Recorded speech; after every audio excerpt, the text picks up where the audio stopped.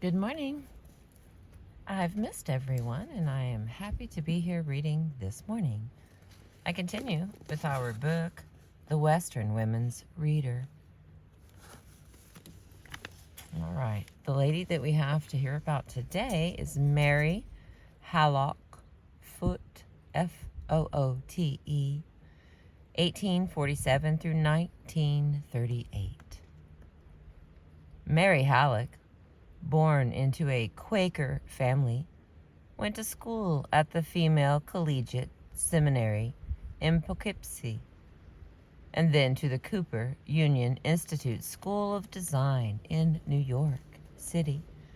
She earned her living as a book illustrator before her marriage in 1876 to a Yale-educated civil engineer, Arthur Foote.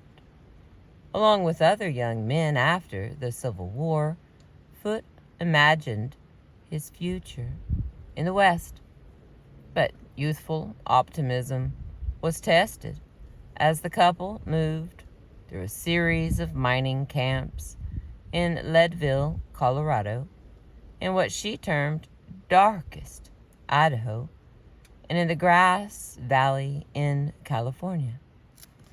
The settlements were raw and lonely outposts, hard on women, and sometimes devastating to men. Mary Foote raised 3 children, her second daughter delivered with only her sister to help, and suffered several miscarriages.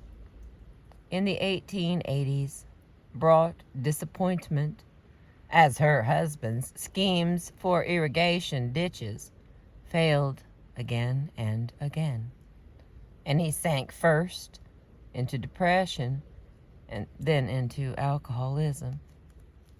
Mary became the family breadwinner and turned back to her training as an illustrator.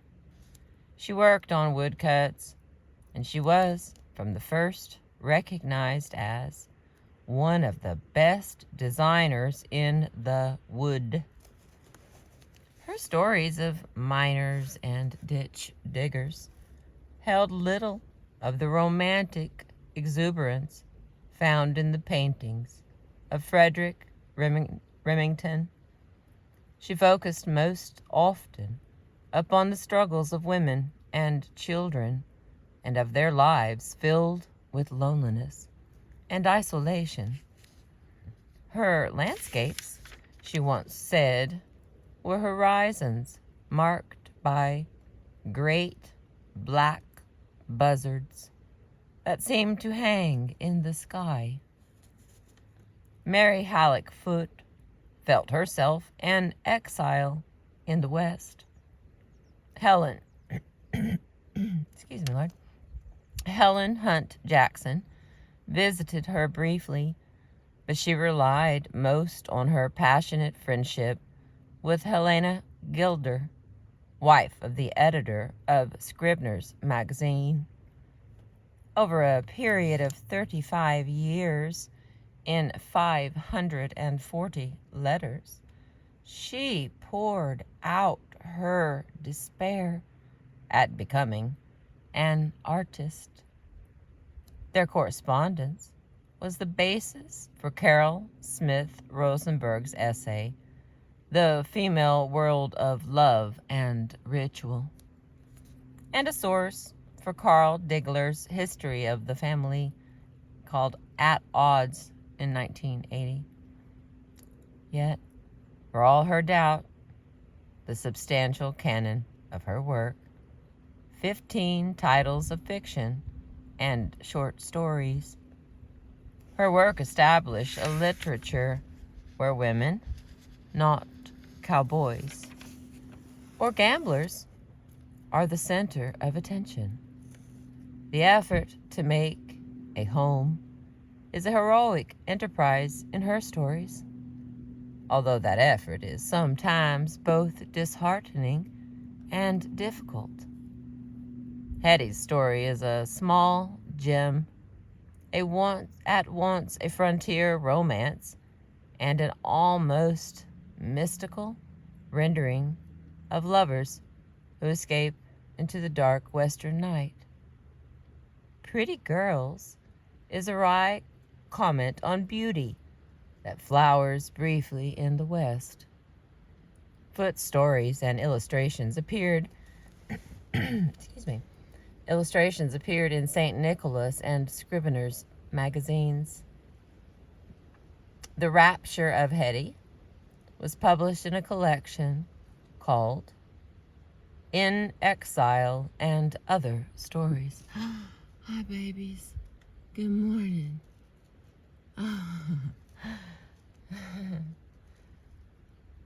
Oh my goodness, they're playing.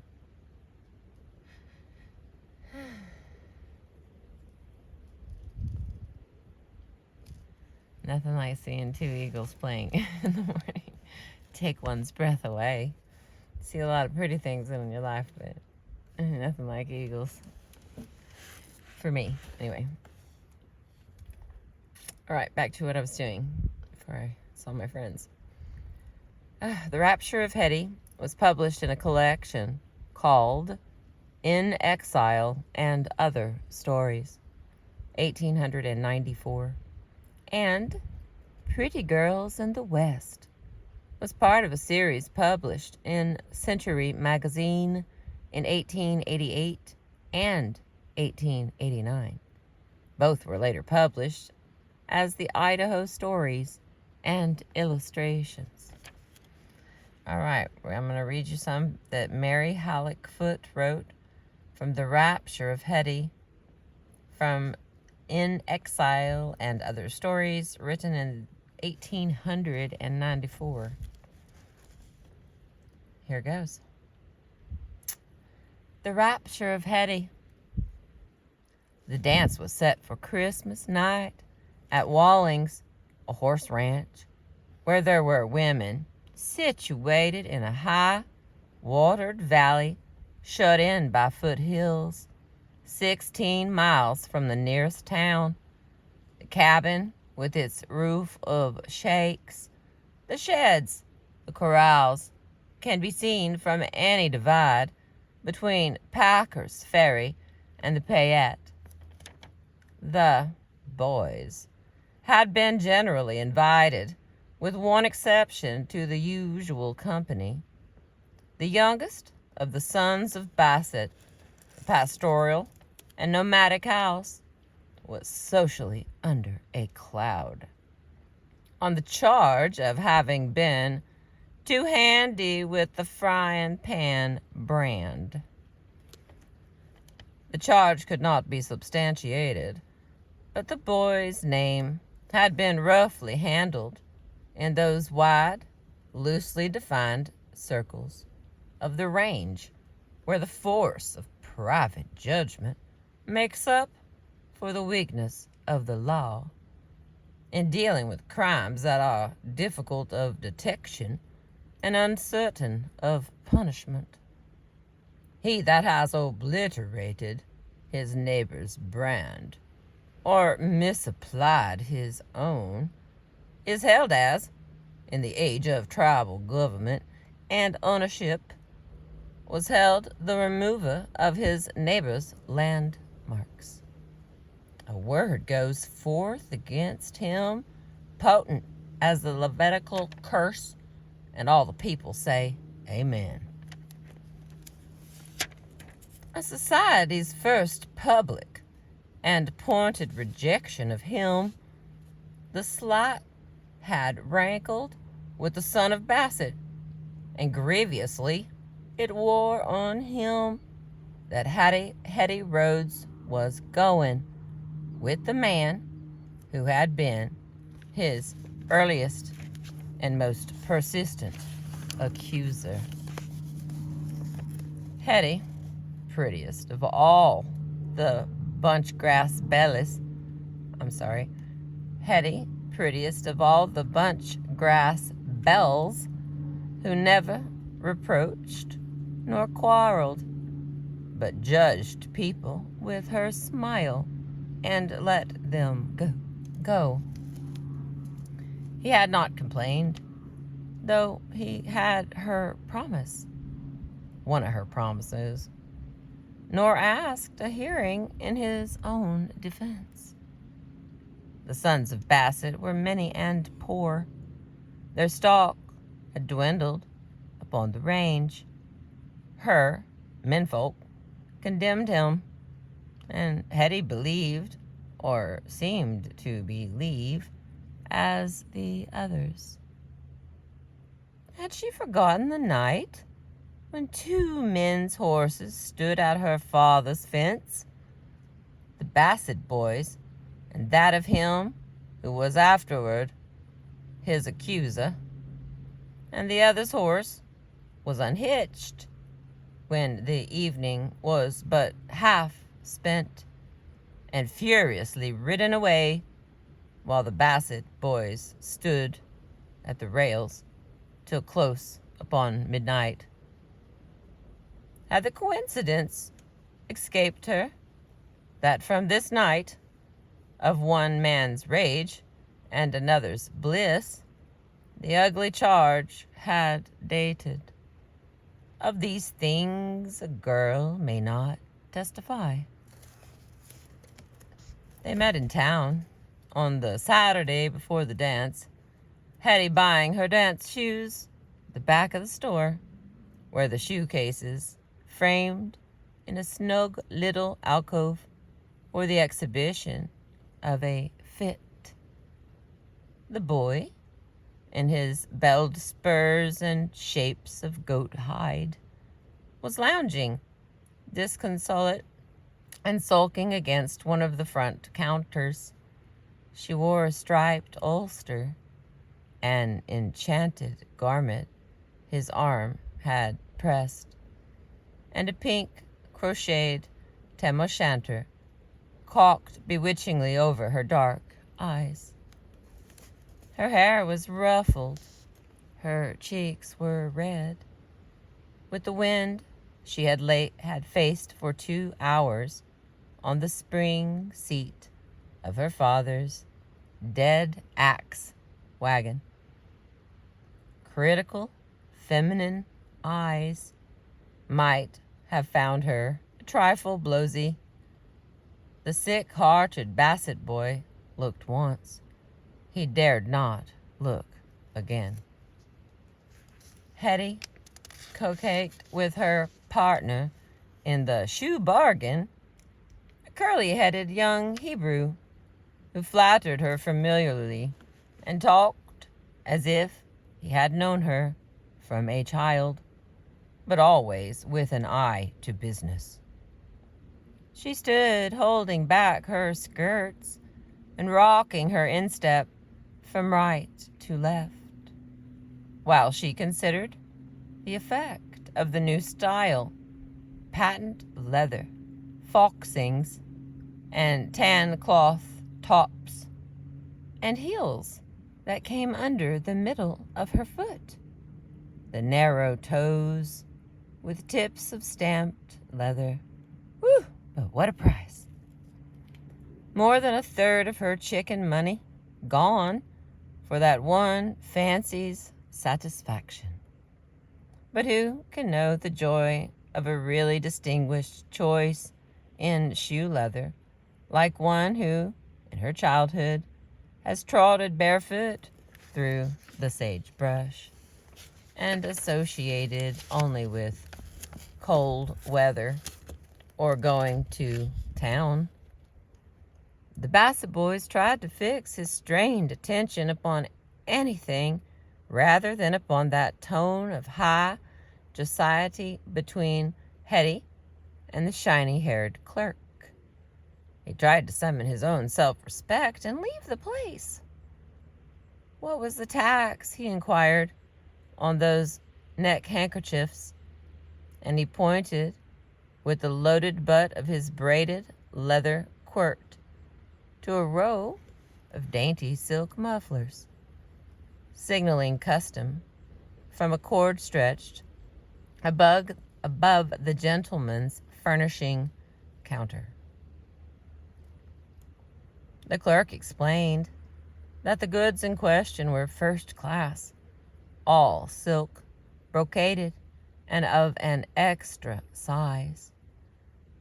Plainly, he expected that a casual mention of the price would cool the inexperienced customer's curiosity, especially as the colors displayed in the handkerchiefs were not those commonly affected by the cowboy colt. The Basset boy threw down his last half-eagle and carelessly called for the one with the blue border. The delicate baby blue attracted him by its perishability, its suggestion of impossible refinements beyond the solure and dust of his own grimy circumstances. Yet he pocketed his purchase as though it had been any common thing, not to show his pride in it before the patronizing salesman. Hang on, let me get the whistle here.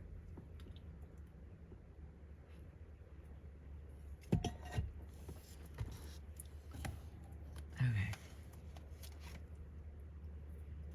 He waited foolishly for Hetty, not knowing if she would even speak to him. When she came at last, loitering down the shop, with her eyes on the gay Christmas counters and her arms filled with bundles, he silently fell in behind her and followed her to her father's wagon, where he helped her unload her purchases. "Been buying out the store," he opened the conversation. "Buying more than father'll want to pay for," she drawled, glancing at him sweetly. Those entoiling looks of Hetty's dark-lashed eyes had grown to a habit with her. Even now, the little Jewish salesman was smiling over his brief portion in them. Her own coolness made her careless, as children are in playing with fire. "Here's some Christmas the old man won't have to pay for." A soft paper parcel was crushed into her hand. "Who is going to pay for it, I'd like to know? If it's some of your doings, Jim Basset, I can't take it, so there." She thrust the package back up on him. He tore off the wrapper and let the wind carry his rejected token into the trampled mud and slush of the street. Hetty screamed and pounced to the rescue. "What a shame! It's a beauty of a handkerchief. It must have cost a lot of money. I shan't let you use it so." She shook it and wiped away the spots from its delicate sheen and folded it into its folds again. "I don't want the thing." He spurned it fiercely. "Then give it to someone else," she endeavored, coquettishly, to force it into his hands or into the pockets of his coat. He could not withstand her thrilling little liberties in the face of all the street. "I'll wear it Monday night," he said. "Maybe you think I won't be there?" he added hoarsely, for he had noted her look of surprise, mingled with an infuriating touch of pity. "You can bank on it I'll be there." Hetty toyed with the thought that after all it might be better that she should not go to the dance. There might be trouble, for certainly Jim Basset had looked as if he meant it when he had said he would be there, and Hetty knew the temper of the company, the male portion of it, too well to doubt what their attitude would be toward an inhibited guest who disputed the popular verdict and claimed social privileges which it had been agreed that he had forfeited. But it was never really in her mind to deny herself the excitement of going. She and her escort were among the first couples to cross the snowy pastures stretching between her father's claim and the lights of the lonely horse ranch. It was a cloudy night, the air soft, chill, and spring-like. Snow had fallen early and frozen upon the ground. The stockman welcomed the Chinook wind as the promise of a break in the hard weather. Shadows came out and played upon the pale slopes as the riders rose and dropped past one long swell and another of dim country falling away like a ghostly land seeking a ghostly sea. And often Hetty looked back, fearing, yet still half hoping, that the interested one might be on his way among the dusky, straggling shapes behind.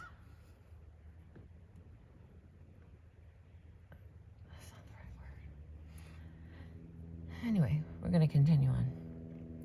The company was not large, nor up to 9 o'clock particularly merry. The women were engaged in cooking supper, or were above in the roof room, brushing out their crimps by the light of an unshaded kerosene lamp placed on the pine washstand, which did duty as a dressing table. The men's voices came jarringly through the loose boards of the floor from below.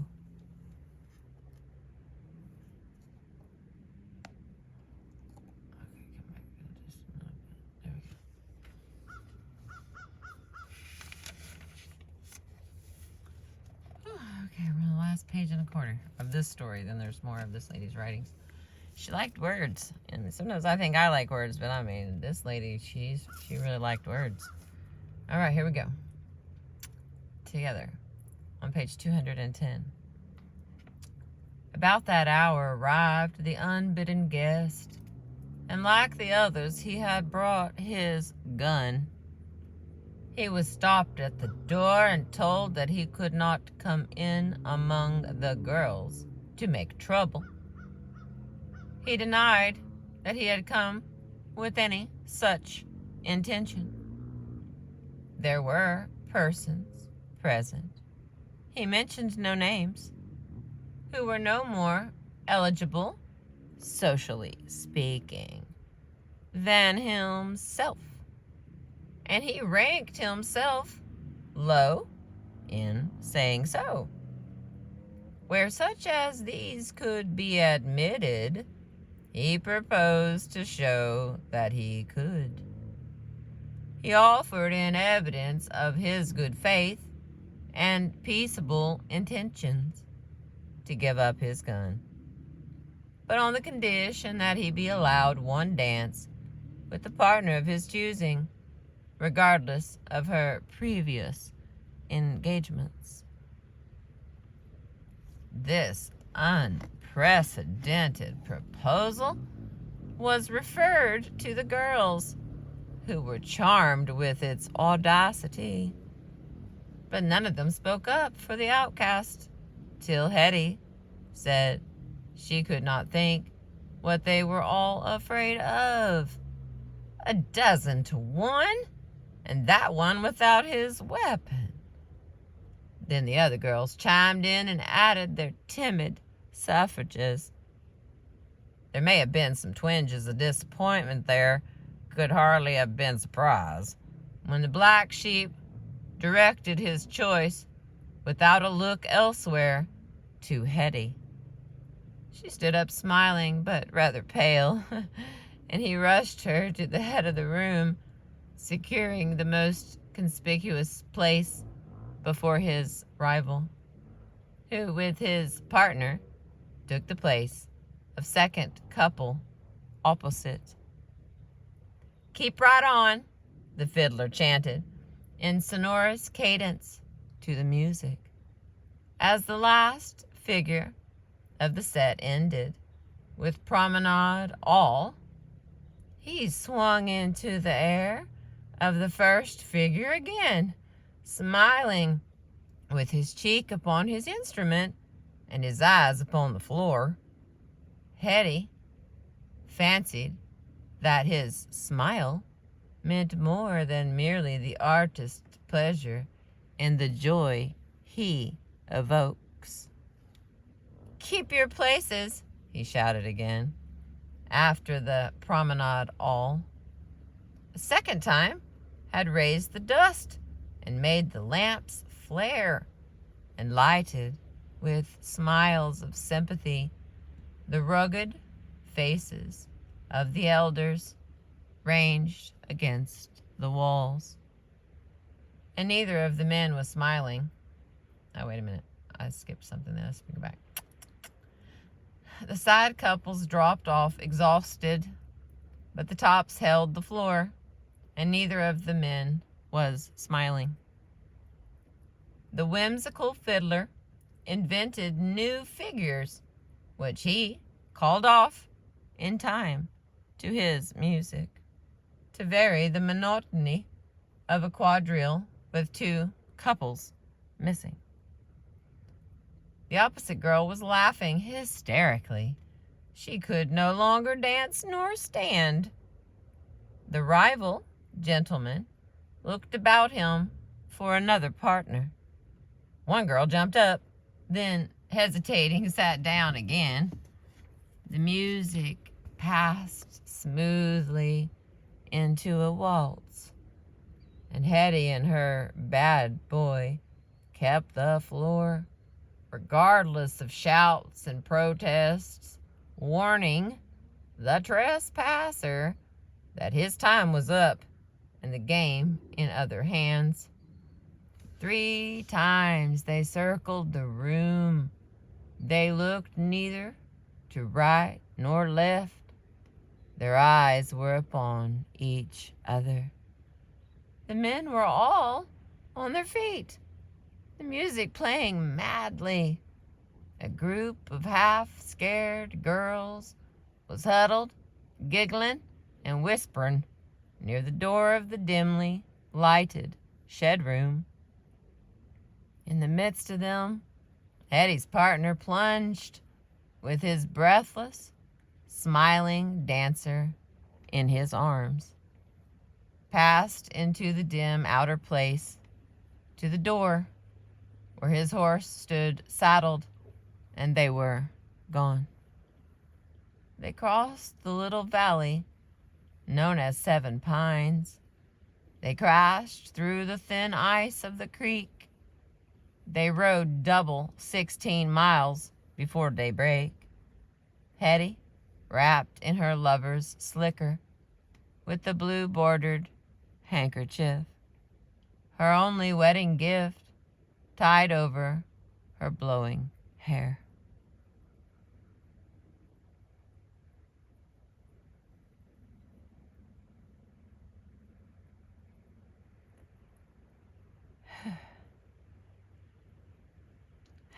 Hallelujah. All right, we're on to the next one. Her next story is Pretty Girls in the West. I don't think this one is as long. Okay, so 1, 2, 3. 3 pages. So at least 10 minutes. I'm not counting for the length of each word. The investment per word is high. All right, here we go. Pretty Girls in the West. The wish, so often expressed by mothers in the West, that their daughters should have a good time, suggests an inquiry as to what precisely is meant by this fond aspiration. A mother's idea of a good time for her daughter usually signifies the sort of time she has failed to have herself. If she has been a hard-working woman with many children to care for, she will desire that her daughter shall live easy and be blessed in the way of offspring with something less than a quiver full. Where in the past labor has urged her, often beyond her strength, pleasure in the future shall invite her child. So the mothers of the West, women of the heroic days of pioneering, unconsciously tell the story of their own struggles and deprivations in the ambitions which they indulge for their children. Along the roads over which her parents journeyed, in their white-topped wagon, their tent by night, their tabernacle, their fortress in time of danger, the settler's daughter shall ride in a tailor-made habit, or fare luxuriously in a drawn-room car, where the mother's steadfast face grew brown with the glare of the alkaplane. The daughters shall glance out carelessly from behind the tapestry, blind of her Pullman's section, where the mother's hands washed and cooked and mended and dressed wounds and fanned the coals of the campfire. The daughters shall trifle with books and music, shall be soft and manicured and daintily gloved. It is one of the curious sights in the shops of a little town of frame houses, chiefly of one story, where the work of the house is not infrequently done by the house mother, not from poverty, but from the want in a new community of a servant class, to behold, about Christmas time, the display of sumptuous toilet articles, implying hours spent upon the care of the feminine person, especially the feminine hands. This may be one of the indications of the sort of good time that is preparing for the daughters of the town. There are other and more hopeful suggestions, but none that seriously counteract the plainly projected revolt on the part of the mothers against a future of physical effort for their daughters. There are girls and girls in the West of all degrees and styles of prettiness, but here, as elsewhere, and in all her glory, is seen the preeminently pretty girl, who by that patent exists, to herself, to her world, and in the imagination of her parents. The career of this young lady in her native environment is something amazing to persons of a sober imagination as to what should constitute a girl's good time. The risks that she takes, no less than her extraordinary escapes from the usual consequences, are enough to make one's time-honored principles real on the judgment seat of propriety.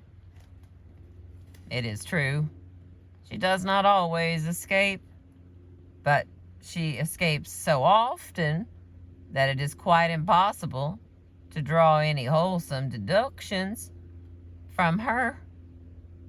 The only thing that can be done with her is to disapprove of her, with the consciousness that she will not mind in the least, and forgive her, because she knows not what she does. Why should she not take the good time for which, and for little else, she has been trained, the life of pleasure for which someone else pays? In the novels, she goes abroad and marries an English duke. In real life, not quite so often. But she is an element of confusion, morally, in all one's prophecies with regard to her. She may have talent, and make an actress or a singer, if she has any capacity for work, or she may marry the man she loves and become an exemplary wife. That which in her history appeals most deeply to one's imagination is the contrast between her fortunes and those of her mother. Okay, another drink.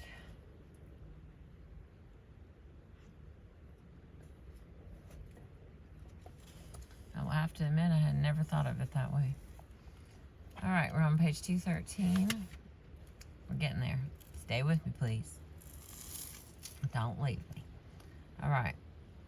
If Creusa had survived the fall of Troy to accompany Aeneas to his wanderings with a brood of fast-growing boys and girls whose travel-worn garments she would have been mending, while her hero entertained Dido with the tale of his misfortunes,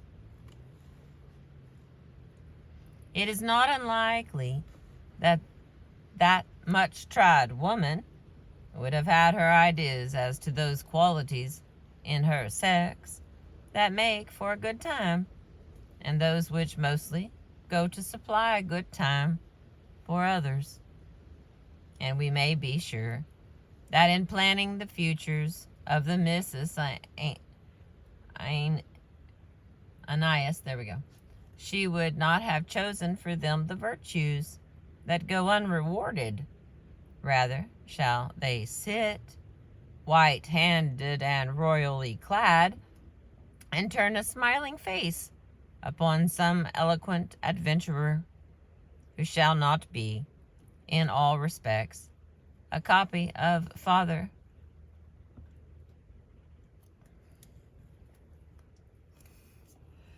Okay. Whoever has lived in the West must have observed that here it is the unexpected that always happens. Therefore, it will be a mistake to take the pretty girl too seriously, or to regard her as a fatal sign of the tendency of the life she is so fitted to enjoy. She is merely a phase, an entertaining, if not an instructive one, for which her parents' hard lives and changes of fortune are mainly responsible. Her children will reverse the tendency, or carry it to the point of fracture, where nature steps in her significant way, and rubs out the false sum. But as often as not, nature permits the whole illogical proceeding to go on, and nothing happens of all that we have prophesied.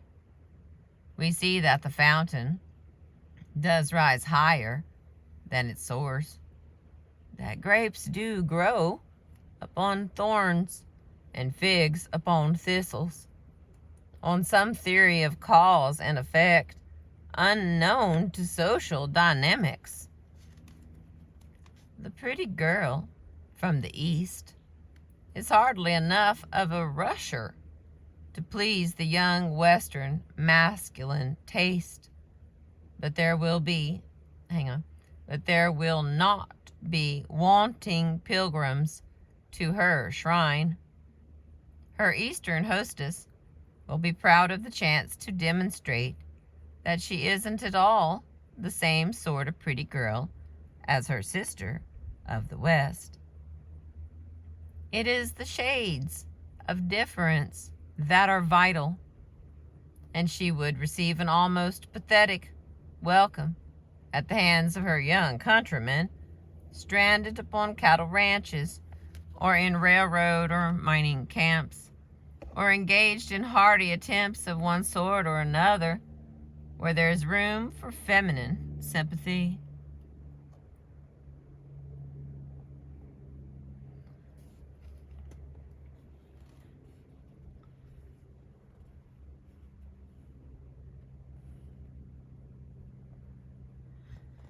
Okay, where did I lose my spot?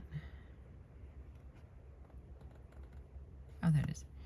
Whether she takes her pleasure actively in the saddle or in the canoe, or sits out the red summer twilights on the ranch piazza, or tunes her guitar to the ear of a single listener who has ridden over miles of desert plain for the privilege, she would be conscious that she supplies a motive, a new meaning to the life around her.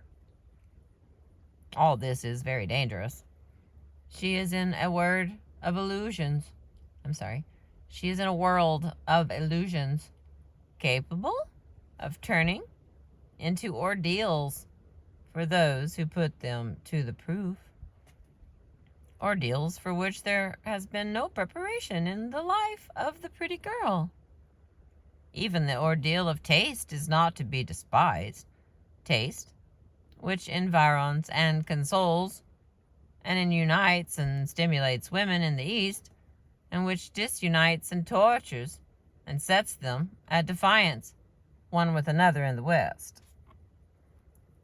The life of the men may be large and dramatic, even in failure, but the life of the women here, as everywhere, is made up of very small matters. A badly cooked dinner, a horrible wallpaper, a wind that tears the nerves, a child with something the matter with it, which the doctor doesn't understand, an acquaintance that is just near enough not to be a friend.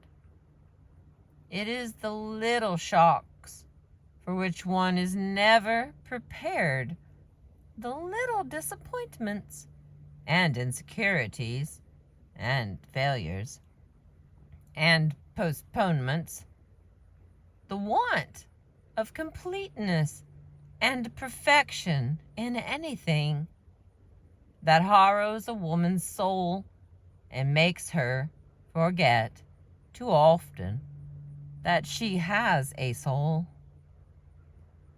So let our pretty Eastern girl remember, before she pledges herself irrevocably to follow the fortunes of some charming young man she has had a good time with on the frontier, that all good times and masculine assurances to the contrary notwithstanding, the frontier is not yet ready for her kind of pretty girl. There is more than one generation between her and the mother of a new community, unless she be minded to offer herself up on the altar of social enlightenment, or for the particular benefit, up on the altar, oh my Lord, there is more than one generation between her and the mother of a new community, unless she be minded to offer herself up on the altar of social enlightenment, or for the particular benefit of her particular young man.